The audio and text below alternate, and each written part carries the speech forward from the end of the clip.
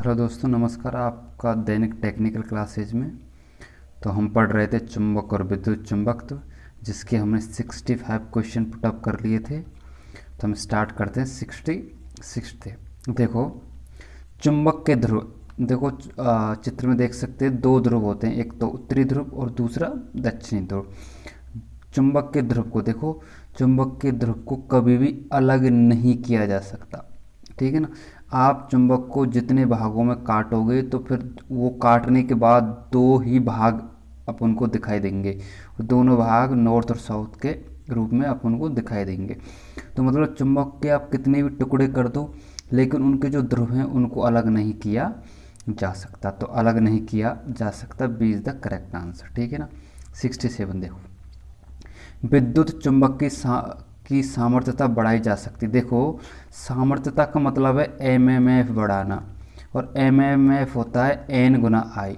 देखो, अब या तो एन मतलब टर्नों की संख्या बढ़ा सकते हैं या फिर धारा का मान अपन बढ़ा सकते हैं। उस लिहाजे से हम विद्युत चुंबक की सामर्थ्यता को बढ़ाया जा सकता है। अब देखो, चालक की लंबाई बढ़ाकर, लंबाई का कोई रोल है नहीं, चालक की लंबाई घटाकर इसका कोई मतलब नहीं, टर्नों की संख्या बढ़ाकर, तो सी इज द करेक्ट आंसर हो जाएगा। मतलब विद्युत चुंबक की जो सामर्थ्यता है, जो शक्ति है, उसकी जो पावर है, वो टर्नों की संख्या बढ़ाकर, क्योंकि एन जितना भी बढ़ेंगे तो एम एम एफ का मान उतना ही अपन का बढ़ेगा। तो टर्नों की संख्या बढ़ाकर अपन विद्युत चुंबक की सामर्थ्यता को बढ़ाया जा सकता है। तो सी इज द करेक्ट आंसर। 68 देखो, 68 में क्या वही प्रश्न है, लेकिन इसमें ऑप्शंस बदल दिए हैं। तो विद्युत चुंबक की सामर्थ्यता बढ़ाई जा सकती है। देखो, टर्नों की संख्या घटक नहीं, घटा के नहीं, बढ़ा के बढ़ाई जा सकती है। धारा का परिमाण बढ़ा के, मैंने बोला दो चीज़ों पर डिपेंड करता है। एक तो नंबर ऑफ टर्न्स की संख्या पे, और दूसरा होता है धारा, विद्युत धारा के पे। तो यदि विद्युत धारा बढ़ाएंगे तो ऑलरेडी एमएमएफ अपन को बढ़कर, हाँ मतलब बढ़ जाएगा ऑलरेडी, ठीक है ना। तो इस लिहाजे से B option is the correct option है, मतलब धारा का परिमाण बढ़ा के। यदि धारा का मान बढ़ाएंगे तो एम एम एफ का मान अपन का बढ़ने लग जाएगा। एम एफ का मान मैंने आपको बता दिया, force requirement motion of magnetic. मतलब चुंबकीय को जितनी शक्ति की आवश्यकता, फोर्स की आवश्यकता होती है, वही विद्युत चुंबक की सामर्थ्यता कहलाती है। तो B option is the correct answer हो जाएगा। चलो नेक्स्ट देखो, धारावाहिक चालक में उत्पन्न चुंबकीय क्षेत्र की दिशा ज्ञात की जा सकती है। तो भैया जी, ये कोर्क स्क्रू नियम से ये नियम देख रहा है। देखो, जिधर की तरफ घूमेगा वो तो धारा होगी, वो तो दिशा होगी धारा की, ठीक है ना। और जिधर की तरफ मूवमेंट करेगा वो होगी चुंबकीय फ्लक्स की दिशा। किसकी होगी? चुंबकीय क्षेत्र की दिशा या चुंबकीय फ्लक्स की दिशा, ठीक है ना। तो कोर्क स्क्रू नियम के द्वारा चुंबकीय क्षेत्र की दिशा को ज्ञात किया जा सकता है। सी ऑफ द करेक्ट आंसर। चित्र को में आप भली भांति देख सकते हैं, ठीक है ना। नेक्स्ट देखो, उत्पन्न विद्युत धारा की दिशा। देखो, उत्पन्न विद्युत धारा, प्रश्न को थोड़ा ध्यानपूर्वक पढ़ो। देखो, उत्पन्न विद्युत धारा मतलब विद्युत को उत्पन्न किया जाता है, और विद्युत को उत्पन्न कौन करता है? जनरेटर करता है। कौन करता है? जनरेटर मैकेनिकल ऊर्जा को इलेक्ट्रिकल ऊर्जा में कन्वर्ट करता है। तो ये बात कर रहा है अब जनरेटर की, और मैंने आपको बता दिया था कि जनरेटर के लिए नियम अपन लागू करते हैं दायां हाथ का नियम। किसका नियम करते हैं? दायां हाथ का नियम। और मोटर के लिए लागू करते हैं बाएं हाथ का नियम, फ्लेमिंग के बाएं हाथ का नियम। तो चूंकि ये जनरेटर की बात कर रहा है, तो जनरेटर के लिए दाएं हाथ का नियम। तो B option is the correct answer हो जाएगा। देखो, इस टाइप के प्रश्न को एक आप ध्यान से पढ़ने के बाद ही आंसर करना। यदि आपने ध्यान से पढ़ा नहीं प्रश्न को तो आपका आंसर गलत हो जाएगा। तो B option is the correct answer आ जाएगा। चलो नेक्स्ट देखो, 71, ध्रुव की ध्रुवता ज्ञात की जाती है। ये एक बहुत इंपॉर्टेंट प्रश्न और कई बार पूछा जाता है। तो ध्रुव की ध्रुवता का प्रयोग किया जा सकता है श्रे के नियम के अनुसार, ठीक है ना। उनके जो पोलराइटी फॉर्म्स है उनको देख के ही मतलब ध्रुव की जो ध्रुवता का पता अपन लगा सकते हैं। तो श्रे के नियम के अनुसार, तो option number A is the correct answer हो जाएगा। नेक्स्ट देखो, एमएमएफ की इकाई। देखो, एमएमएफ होता है क्या? मैंने पहले भी फॉर्मूला बता दी। एमएफ बराबर होता है एन गुना आई, मतलब नंबर ऑफ टर्न्स इनटू धारा। तो मतलब ampere into turn is the correct answer हो जाएगा अपना। तो सी इज़ द करेक्ट आंसर हो जाए। कौन सा? एम्पीयर टर्न किसकी इकाई है? एमएफ की इकाई है। एमएफ का मतलब क्या है? चुंबकीय वाहक बल, ठीक है ना। और यदि ये चीज़ इलेक्ट्रिकल में होती है तो ईएमएफ हो जाता है इलेक्ट्रिकल में, जिसको कहते हैं विद्युत वाहक बल, ठीक है ना। तो एमएफ का मात्रक होता है एम्पीयर टर्न। तो C option is the correct answer हो जाएगा। रिलेक्टेंस की इकाई है, देखो रिलेक्टेंस का मैंने एक फॉर्मूला बताया था, फ्लक्स बराबर होता है एम एम एफ बटे रिलेक्टेंस, ठीक है ना। रिलेक्टेंस, अब हमको निकालना है रिलेक्टेंस, तो फ्लक्स आ जाएगा इधर ये और रिलेक्टेंस चला जाएगा उधर, तो रिलेक्टेंस निकल के आ जाएगा एम एम एफ बटे फ्लक्स, ठीक है ना। अब एम एफ का अभी तो हमने ज्ञात किया था एम्पीयर टर्न, और फ्लक्स का होता है वेबर, तो रिलेक्टेंस का मात्रक निकल के आया क्या? एम्पीयर टर्न प्रति वेबर, एम्पीयर टर्न प्रति वेबर। तो D option is the correct answer हो जाएगा। D option is the correct answer हो जाएगा। किसके लिए? इसके लिए डी ऑप्शन करेक्ट आंसर हो जाएगा। तो और रिलेक्टेंस का मात्रक, ये भी इंपॉर्टेंट बहुत बार पूछता है, ठीक है ना। तो रिलेक्टेंस का मात्रक है एम्पीयर टर्न प्रति weber is the correct answer, D is the correct answer. Next देखो, ये प्रश्न बहुत इंपॉर्टेंट है, ठीक है ना। देखो 50 एम्पीयर की धारा वाले 2 मीटर चालक तार पर 150 टेस्ला की चुंबकीय क्षेत्र पर समकोण पर कार्य कर रहा है। किस पर कर रहा है भैया जी? समकोण पर कार्य करता है। इसका तो फॉर्मूला है बराबर ए बराबर B I L sine theta, ठीक है ना।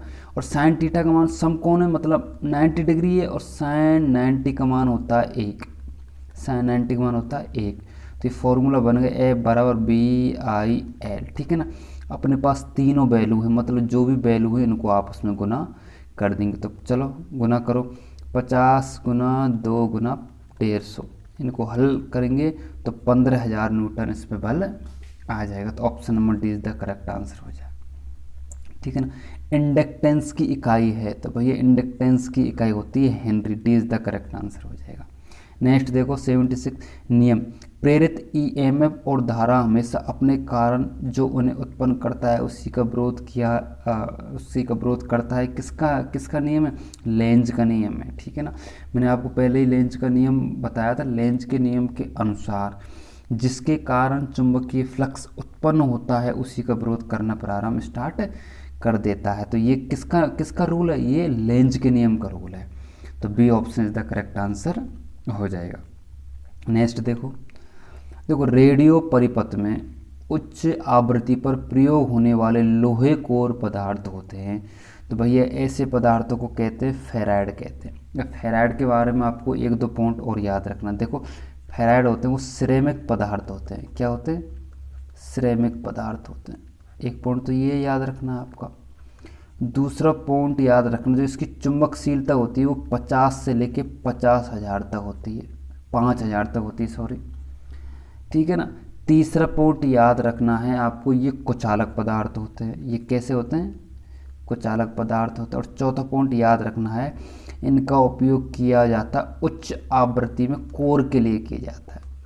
उच्च आवृत्ति में जैसे ट्रांसफॉर्मर है, और यदि वो ट्रांसफॉर्मर उच्च आवृत्ति के लिए डिजाइन किया गया है तो उसमें फेराइड मटेरियल का प्रयोग किया जाएगा। देखो रेडियो परिपथ में क्या है, हमेशा उच्च आवृत्ति पर कार्य किया जाता है, 20 किलोहर्ट्ज, ठीक है ना। 20 किलोहर्ट्ज, 20,000 किलोहर्ट्ज, जो भी रेडियो परिपथ है उसमें हमेशा उच्च आवृत्ति पर कार्य किया जाएगा। उस स्थिति में फेराइड धातु का प्रयोग किया जाता है, जो फेराइड कोर होता है उसका प्रयोग किया जाता है। और फेराइड के संदर्भ में ये 4 चीज़ आपको याद रखनी। कौन कौन सी? सिरेमिक पदार्थ होता है, और उसकी जो चुंबकशीलता होती है 50 से लगभग 5,000 के मध्य में होती है, और ये कुचालक पदार्थ है खुद, और जो इसका प्रयोग है वो उच्च आवृत्ति परिपथों में एज ए कोर के रूप में प्रयोग किया जाता है। नेक्स्ट देखो 78 लेमिनेटेड सिलिकॉन कोन का प्रयोग। देखो लेमिनेटेड सिलिकॉन कोन का प्रयोग किया जाता है एडी मतलब भंवर धाराओं को कम करने के लिए। और ये भंवर धारा होती है ये आयरन लॉसेज के अंदर ही आती हैं। किसके अंदर? के अंदर आयरन लॉसेज के अंदर, लोहे क्षति जिसको कहते हैं।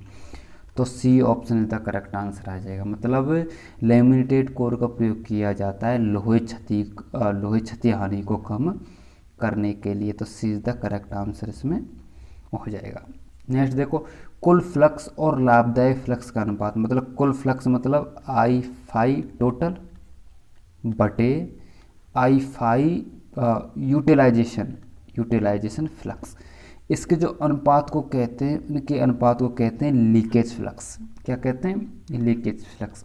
मतलब यदि आपको लीकेज फ्लक्स निकालना कि कितना हमारा फ्लक्स यूज हुआ है और कितना लीकेज हुआ है, तो इसके लिए फाई टोटल बटे फाई यूटिलाइजेशन, कितना उसको यूटिलाइजेशन किया गया है, तो इस फैक्टर को कहेंगे लीकेज फैक्टर। तो option number D is the correct answer हो जाएगा। नेक्स्ट देखो, ये दोनों प्रश्न बहुत इंपॉर्टेंट है, प्रश्न को समझने का प्रयास करो। बहुत मैं करूँगा इस सीरीज का सबसे इम्पोर्टेंट प्रश्न तो ऊपर वाला है 80 वाला, और उससे थोड़ा सा नीचे वाला ज़्यादा इतना टफ नहीं है, लेकिन ये 80 वाला प्रश्न तो बाकी बहुत इंपॉर्टेंट प्रश्न है। देखो, एक इस्पात की छड़ को चुंबकीय बनाने के लिए 500 एम्पीयर टर्न की आवश्यकता होती है। कितने एम्पीयर की होती है? 500 एम्पीयर टर्न की आवश्यकता होती है। ठीक है, अब अब ये क्या कह रहा है कि ये कोई प्रतिरोध है, 30 ओम का प्रतिरोध है। कितना है? 30 ओम का, और उसमें एन का मान है 50। कितना है? एन का मान है 50। तो उसको चुंबकित करने के लिए कितने वोल्टेज की आवश्यकता होगी? देखो, मैंने आपको पहले ही बता दिया, वोल्टेज हमको ओम के नियम से ही प्राप्त होगा। तो ओम के नियम के अनुसार V बराबर होता आई और आर। तो अपने पास आर तो है लेकिन आई नहीं है अपने पास, लेकिन यहाँ पे एम्पीयर टर्न दे रखा है, और मैंने आपको पहले ही बता दिया एमएमएफ बराबर होता है एन गुना आई। तो ये बराबर हो जाएगा एन गुना आई के। तो अपने पास एन तो है, एम क्या है, एन क्या, नंबर ऑफ टर्न्स कितने? 50 है। तो ये 500 बराबर हो जाएगा 50 गुना आई के। ठीक है ना, अब 50 को नीचे रखेंगे, एक जीरो से एक जीरो कर दीजिए 5, तो आई का मान आ जाएगा 10 एम्पीयर। ठीक है ना, अब अपन के पास आई का मान है और आर का मान है, तो बी का मान आ जाएगा। तो रखो बी बराबर आई गुना आर। आई का मान कितना है? 10, और आर का मान कितना है? 3। तो कितना है? 300 वोल्टेज की आवश्यकता होगी। तो option number C is the correct answer आ जाएगा। ठीक है ना, ये क्वेश्चन थोड़ा डिफिकल्ट है, यदि आप इसको आराम से समझने की कोशिश करोगे तो 100% कहूँगा मैं, ये आपको समझ में आएगा। ठीक है ना, कुछ नहीं करना है, ओम का नियम क्या है? बी बराबर आई आर। ठीक है ना, लेकिन अपने के पास रेजिस्टेंस है लेकिन करंट नहीं है, लेकिन उन्होंने दे रखा है 500 एम्पीयर टर्न, और ये एम्पीयर टर्न बराबर होता है एन गुना आई के। ठीक है ना, अब एन का मान उसने बोल दिया 50, तो एन की जगह रख दो 50, तो आई ऑलरेडी निकल के आ जाएगा। तो आई का मान आ जाएगा 10 एम्पीयर। अब अपन के पास आई भी है और रेजिस्टेंस भी है, तो वोल्टेज का मान आसानी से ज्ञात किया जा सकता है। किससे? ओम के नियम से। बी बराबर आई आर। आर का मान कितना? 10, तो 10 रख दिया। रेजिस्टेंस का मान कितना बोल रखा है? 30 बोल रहा है, तो इनको गुना करेंगे तो 300 वोल्ट इसका आंसर आ जाएगा। ठीक है, सॉरी ए पे टिक कर दिया, सॉरी। ठीक है ना, ये आंसर ए है ना, मतलब 300 volt is the correct answer हो जाएगा। ठीक है ना, ये आंसर टिक गलत किया है लेकिन मैंने निकाला सही है आंसर। ठीक है ना, तो A option is the correct answer हो जाएगा। मतलब 300 वोल्टेज की रिक्वायरमेंट होगी यदि 30 ओम प्रतिरोध को 50 लपेटों के द्वारा कोल को चुंबकित करना होगा तो। ठीक है ना, नेक्स्ट देखो, ये तो बहुत आसान है। इसमें पूछ रहा है कि ईएमएफ क्या होगा, और ईएमएफ मैंने आपको बता दिया एन गुना आई हो जाएगा। तो यहाँ पर 2 से है, 2 से गुना कर लेंगे 3, कितना है? 600 एम्पीयर टर्न। 600 एम्पीयर टर्न इससे करेक्ट आंसर। कुछ नहीं करना, इसको गुना करना है और उसको 3 से गुना करना है इसको। तो एम्पीयर टर्न में चूँकि तो नंबर ऑफ फेरों की संख्या 2 से है, धारा का मान 3 है, तो एम्पीयर टर्न कितना है? 600 एम्पीयर टर्न। तो करेक्ट आंसर आ जाएगा। तो B option is the correct answer आ जाएगा। चलो नेक्स्ट देखो। हाँ, एक चुंबकीय रिंग का रिलेक्टेंस इतना है, कोयल को 8 × 10⁻⁴ वेबर का फ्लक्स उत्पन्न करने के लिए एमएफ के लिए खालिस्तान की आवश्यकता होगी। देखो, मैं इसको बार बार बताऊंगा नहीं, लेकिन फॉर्मूला लिख देता हूँ। मैंने आपको बताया फ्लक्स बराबर होता है एम एम एफ, इधर लिख देता हूँ, फ्लक्स बराबर होता है एम एम एफ बटे रिलेक्टेंस। ठीक है ना, अब पूछ क्या रहा है? एम एम एफ पूछ रहा है, ये एम एफ पूछ रहा है, तो फ्लक्स गुना रिलेक्टेंस आ जाएगा। तो एम एम एफ बराबर हो जाएगा फ्लक्स गुना रिलेक्टेंस। मतलब इसको गुना कर दो इससे, पूरे से, तो इनको गुना करेंगे, आप गुना कर सकते हो। तो ये लास्ट में 13 140 एमपी टन आंसर निकल के आ जाएगा। तो C option is the correct answer हो जाएगा। मुझको ये कैलकुलेट करने की आवश्यकता नहीं है, एम एफ निकालना है, एम एम एफ हो जाएगा, रिलेक्टेंस गुना फ्लक्स दोनों को मान दे रखा है, आपको केवल इसको दोनों को गुना करना है। तो 1340 एमपी टन इसका आंसर निकल के आ जाएगा। तो C option is the correct answer होगा। नेक्स्ट देखो, निम्न में से कौन सा पदार्थ स्थायी चुंबक बनाने के लिए प्रयुक्त किया जाता है? तो भैया जी इस्पात का प्रयोग, जो इस्पात है उसका प्रयोग हम स्थायी चुंबक बनाने के लिए करते हैं। तो option B is the correct answer हो जाएगा, ठीक है ना। नेक्स्ट देखो, चुंबक की ध्रुवता परीक्षण के लिए निश्चित सबूत है। तो भैया जी यदि कोई चुंबक है तो वो आकर्षित भी करेगी और किसी चीज़ को, जो लोहे की वस्तु, उनको प्रतिकर्षित भी करेगी। ऐसा नहीं कि केवल आकर्षित करेगी या फिर केवल प्रतिकर्षित करेगी ना, उसमें दोनों गुण होने चाहिए, तभी हम कहेंगे कि वो क्या है, चुंबक है। तो option number A is the correct answer हो जाएगा। मतलब यदि कोई चुंबक है और उसकी ध्रुवता का परीक्षण करना है तो वो किसी वस्तु को आकर्षित भी करनी चाहिए और प्रतिकर्षित भी करनी। देखो एन एस पोर्टल आपस में आकर्षित होंगे और एन एन या फिर एस एस आपस में क्या होंगे, प्रतिकर्षित होंगे, तभी तो बोलेंगे हम चुंबक की ध्रुवता का परीक्षण, तभी तो आप कर पाएंगे। तो A option is the correct answer हो जाएगा आपका। नेक्स्ट देखो, विद्युत चुंबक खालिस्तान की बनी होती है। देखो विद्युत चुंबक में क्या होता है, कोई कोर होती है और कोर पे इस तरह से कोल्स लिपेटी रहती है जिसमें धारा प्रवाहित होती है। तो B option is the correct हो जाएगा। नर्म लोहे की कोल जिसमें से विद्युत धारा गुजर रही है, B option is the correct answer आ जाएगा, ठीक है ना। नर्म लोहे की कोर भी होनी चाहिए जिसमें लपेटें हों और उसमें करंट भी प्रवाहित होनी चाहिए, तो वही विद्युत चुंबक के नाम से जानी जाती है। नेक्स्ट देखो, ईएमएफ मतलब force requirement motion of electron, विद्युत वाहक बल कहते हैं जिसको, को उत्पन्न कैसे किया जा सकता है? तो रासायनिक क्रिया के द्वारा बिल्कुल किया जा सकता है, जैसे कि सेल में करते हैं अपन, सेल में हुई, बैटरी हुई, ठीक है ना। दूसरा, विद्युत चुंबक पर बिल्कुल मोटर में, जनरेटर में क्या काम करते हैं, विद्युत चुंबक की प्रक्रिया क्रिया। तो ए और बी दोनों ऑप्शन करेक्ट है, तो C answer is the correct हो जाएगा। देखो आपको ईएमएफ मतलब विद्युत वाहक बल उत्पन्न करना है तो आप रासायनिक क्रिया से भी कर सकते हो और विद्युत चुंबकीय मतलब प्रेरण के द्वारा भी आप ईएमएफ उत्पन्न किया जा सकता है। तो C option is the correct answer हो जाएगा, ए भी हो जाएगा और बी भी हो जाएगा। नेक्स्ट देखो, चुंबकीय बल रेखाओं को मार्ग होता है। देखो चुंबकीय बल रेखाएं मैंने प्रदर्शित कर रखी है, इनका मार्ग देखो ये पूर्ण होता है, मतलब ये कभी भी इनका मार्ग आधा नहीं होगा और पूरी तरह से बंद होता है। C option is the correct answer. देखो ये चुंबक यहाँ से जाएगी तो एंड तक जाएगी, ये कहीं से आधी नहीं मिलेगी कि ये यहाँ गई और छोड़ दी, ऐसा नहीं होगा, पूरा बंद परिपथ कंप्लीट करेगी अपना, ठीक है ना। पूर्ण रहेगी और बंद परिपथ अपना कंप्लीट करके रहेगी। तो C option is the correct answer हो जाएगा, ठीक है। नेक्स्ट देखो, चुंबक के चारों ओर वह क्षेत्र जिसमें चुंबक के प्रभाव को अनुभव किया जा सकता है। देखो ये जो क्षेत्र है, जो जहाँ पे अपन की लाइन्स, देखो चुंबकीय क्षेत्र क्या है, चुंबकीय क्षेत्र एक काल्पनिक एरिया है जिसमें चुंबकीय बल को हम अनुभव करते हैं केवल, ठीक है। ये सिर्फ काल्पनिक अपनी कंडीशन है, ये ओरिजिनलिटी में दिखाई नहीं देंगी आपको, लेकिन किसी बल को दिखाने के लिए तो कुछ ना कुछ तो करना पड़ेगा ताकि हमको महसूस हो जाए कि इस एरिया तक चुंबकीय क्षेत्र की, या चुंबकीय क्षेत्र है या चुंबकीय फील्ड है। तो उसी क्षेत्र को दिखाने के लिए हम चुंबकीय बल रेखाओं का प्रयोग किया जाता है और वह क्षेत्र जहाँ तक किसका चुंबक का प्रभाव रहता है उसको कहते हैं चुंबकीय क्षेत्र। तो B option is the correct answer हो जाएगा, ठीक है ना। जहाँ तक इसका एरिया होता है, जहाँ तक इसकी रेंज होती है, जहाँ पे चुंबक का प्रभाव दिखाई देता है उसको कहेंगे चुंबकीय क्षेत्र। तो B option is the correct answer हो जाएगा। नेक्स्ट देखो 89, लाउड स्पीकर में प्रयोग किया जाता है। देखो भैया जी लाउड स्पीकर में स्थायी चुंबक प्रयोग की जाती है, ठीक है ना। लाउड स्पीकर में अस्थायी चुंबक प्रयोग नहीं की जाती, लाउड स्पीकर में स्थायी चुंबक प्रयोग की जाती है। नेक्स्ट देखो, विद्युत वाहक बल सदैव फ्लक्स के परिवर्तन का विरोध करता है। क्या करता है भैया जी, विरोध करता है। ये किसका नियम है, क्या करता है, विरोध करता है। क्या करता है, ये करता है विरोध। और ये भैया लेंज का नियम है। किसका नियम है, लेंज का नियम है।